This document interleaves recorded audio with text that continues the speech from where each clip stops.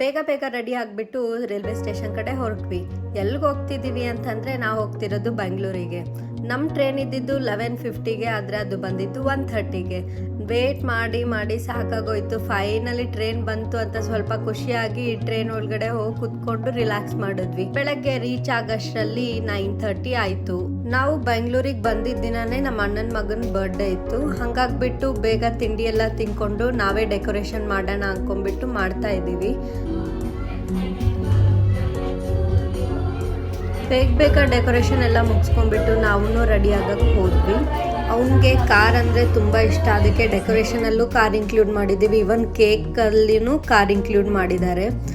ತುಂಬಾ ಖುಷಿ ಪಟ್ಟ. ಈವನ್ ನಾವು ಗಿಫ್ಟ್ ಕೊಟ್ಟಿರೋದು ನೋಡಿಬಿಟ್ಟು ಅವ್ನಿಗಂತೂ ಇನ್ನೂ ಫುಲ್ ಖುಷಿ ಆಯಿತು. ಅವ್ನಿಗೆ ಕಾರ್ ಆಗಲಿ ಸ್ಕೂಟರ್ ಆಗಲಿ ಅದೆಲ್ಲ ತುಂಬಾ ಇಷ್ಟ. ಹಂಗಾಗ್ಬಿಟ್ಟು ಅದನ್ನೇ ಗಿಫ್ಟ್ ಮಾಡಿದ್ದು ನಾವು.